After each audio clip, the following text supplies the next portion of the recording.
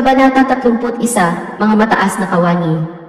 Mahalagang pangyayari ang hindi pagkakamit ng kalayaan ni Basilio dahil sa akusasyon ng pagkakaroon ng ipinagbabawal na aklat.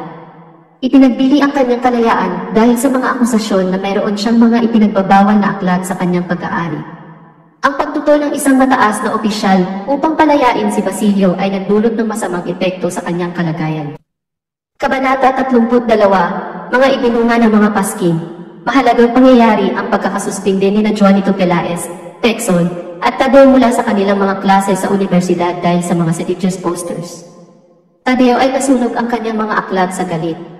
Juanito ay naging abala sa negosyo ng kanyang ama. Basilio ay natuklasan ang pagkamatay ni Julie. Si Maon ay nagtatangkang maging kaibigan kay Don Timoteo Pelaez. Don Timoteo Pelaez ay nakatakda ng ikasal kay Paulita Gomez. Kabanata 33, Ang huling matuwid. Mahalagang pangyayari ang pagtatapos ng nobela kung saan ipinakita ang pagkamatay ni Simon matapos ang kanyang pagtangka na maghimagsik laban sa mapaniil na pamahalaan. Kabanata 34, Ang kasal. Mahalagang pangyayari ang kasal ni Paulita Gomez at Juanito Pelaez na nagpapakita ng pagsasama ng dalawang pamilya at pag-angat sa estado ni Don Timoteo Pelaez. Kabanata 35, Ang pista. Mahalagang pangyayari ang pagtatapos ng nobela kung saan ipinakita ang mga pagbabago sa mga karakter at lipunan matapos ang mga trahedya at pagsubok na kanilang pinagdaanan.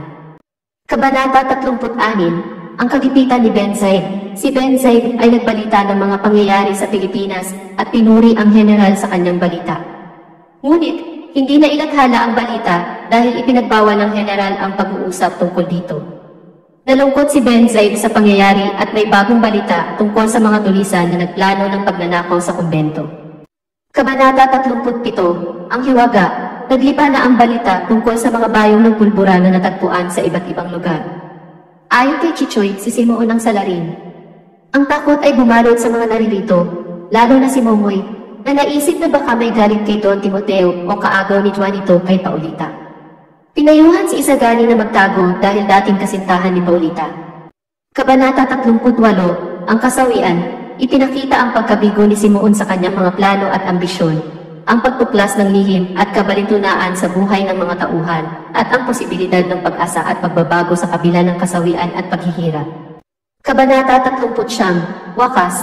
Si Simoon ay natagpuan na patay sa loob ng kanyang bahay matapos ang mga pangyayari ng nobela.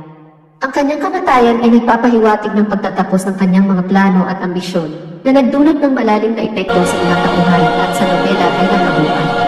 Sa pamamagitan ng mga pangyayari mula Kabanata 31 hanggang Kabanata 39 ng El Filibusterismo. Ang may akda ay naglalaman ng mga aral at mensaheng hinggil sa kawalan ng kalayaan. Katarungan, kabiguan, pagbabago, pagtanggap, pagpapatawad, pag-asa. At pagbabago na maaaring magbigay inspirasyon at gabay sa mga magbabasa.